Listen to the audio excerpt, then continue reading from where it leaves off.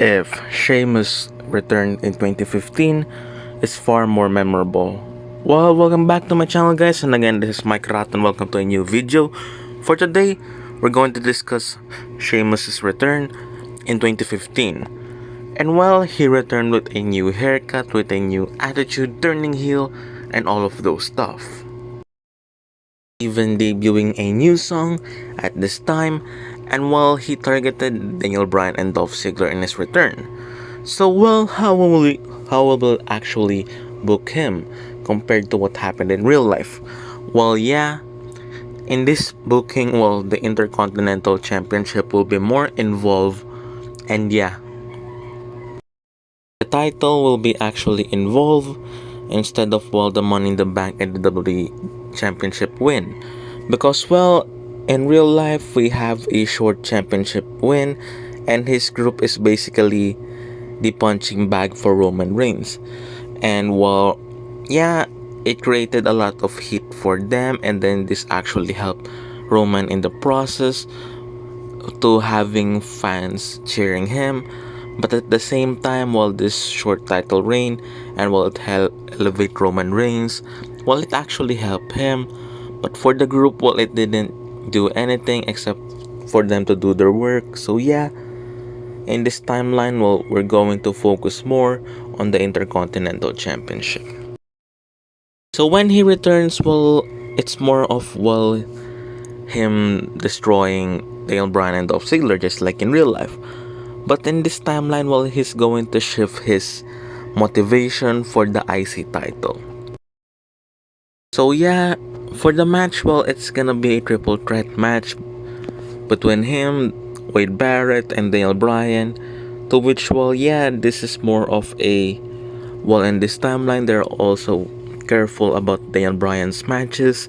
To which, well, it leads to a triple threat match for Sheamus and Wade Barrett actually, or King Barrett having back and forth. To which, well, Daniel Bryan is mostly out of the match because well they're actually careful for him, which leads to Sheamus winning the title without pinning Bryan. And then just like in real life, well, Daniel Bryan retires, unfortunately, despite of them in this timeline being more careful with him. So yeah, that happens. So what happens now? For his feuds, well, the first feud will be all about Dolph Ziggler, to which, well, yeah, the two will be involved in tag team matches and one-on-one matches which ended in either disqualification, count out, or false finishes, or even cheating. To which, well, yeah, it's gonna be back and forth within them. To which, well, yeah, unfortunately for Dolph Ziggler, he's not going to win the title here, despite of him being so over by this point. To which, well, yeah, Sheamus will still have his dominant run. And unfortunately here in this timeline, Ryback won't win the title in this instance because while they're building up Sheamus to be this dominant Intercontinental Champion. To which, well, yeah, Sheamus has been built up for this, and then well they have a lot of things for Sheamus by now. And for the Money in the Bank briefcase, I mean, Bray Wyatt will win the briefcase.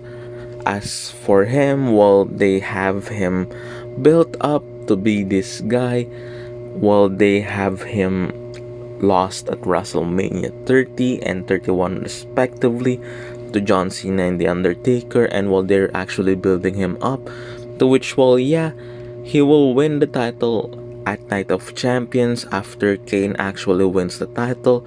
But the lights go out, and then we see the reunion of the Wyatt family there, to which, well, they destroy Kane, and then, well, Bray Wyatt will cash it in, and then, well, he's gonna be the champion from there now on. So yeah, or either Hell in a Cell, I mean that happens. So yeah, rather than Night of Champions, I mean Hell in a Cell, while Bray Wyatt cashing it on Kane. Which, well, yeah, it also prevents the Kane and Seth Rollins match at the house show, preventing another injury in this case. And as for Sheamus, well, He's dominating the mid-card scene. He's beating Dean Ambrose. He has matches also with Roman Reigns, which ended in a dusty finish. If you wanted to actually have the League of Nations here, well, it's not going to happen because, well, they don't have the quiet motivation here for protecting him for the title. Instead, well, they're also gonna be involved in either the US title or, well, the Intercontinental Championship, challenging Sheamus or in a triple threat with a babyface. But yeah, just like in real life, well, Kevin Owens wins the title, but it's not against Ryback. It's actually a triple threat match with a babyface also being involved and Sheamus not being pinned in that match. And then yeah, Kevin Owens cheats to win the title.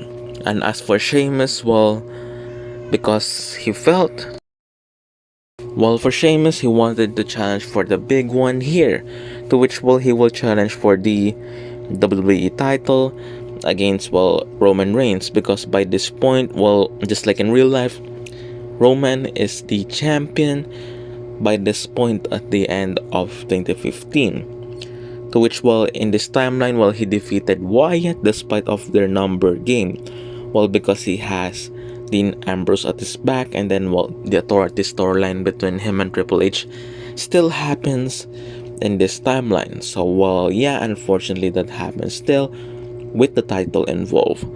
So well, Sheamus will try his luck, and then well he loses in that match, putting over well Roman Reigns. We have Bray Wyatt rematches also, which well yeah, Bray loses to Roman. Which well yeah, if this actually happens in real life, I have no doubt that this will actually happen. So yeah, Roman is being built up, to which will they have the Royal Rumble scenario of the WWE title being on the line, to which it will be won by Triple H in the end of that match. To which well yeah, later on, while the League of Nations was formed, because they felt that while they are the superior country, despite of well they are losing some of their matches and all of left and right, while they unite their team to be stronger than ever. That's their motto. And while we have Del Rio, Rusev, Wade Barrett, and then Sheamus leading into WrestleMania, to which well they have their feud with the New Day, and then all of those stuff at WrestleMania still happens, and then yeah, it leads to later on a run between Sheamus and Cesaro having this well tag team later on, and then all in all that happens. So yeah, well, basically more of what happened in this timeline that I actually changed is well yeah, he's not this short-term champion that they built him to put over mostly of Roman Reigns. While he's still involved, but despite of being the challenger, well, at least he didn't have a weak title reign. Instead, well, he has a more solid Intercontinental Championship reign, and then while he won actually all of the titles, becoming the Grand Slam champion, which is actually one of the accomplishment in the WWE. So well, yeah, he actually wins the title, made it more relevant or something like that in this case, because well, he's a strong champion. He's booked to destroy all of his opponents in this timeline, and while he's not mostly booked for losing, well, he was booked to lose because it's the main event scene, and then Roman was being built strong, just like in real life. But in his timeline, well, at least he didn't have the title to lose in a quick fashion. And then we have the ladder match in real life, and then the next night, well, he lose it to Roman Reigns regardless. So yeah, I'm not sure how it play out, but in real life, well, they played their role to being well the ones who are Roman Reigns' punching bag. But just like in real life, in here, well, but there's a third party, wait, Bray Wyatt, to which well we give him also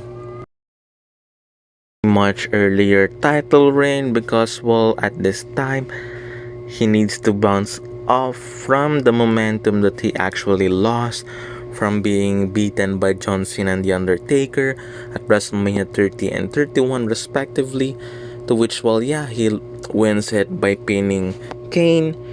After, well, he destroyed Seth Rollins in the match because, well, we have Kane as the monster that he's actually built in 2015 somehow. Well, yeah.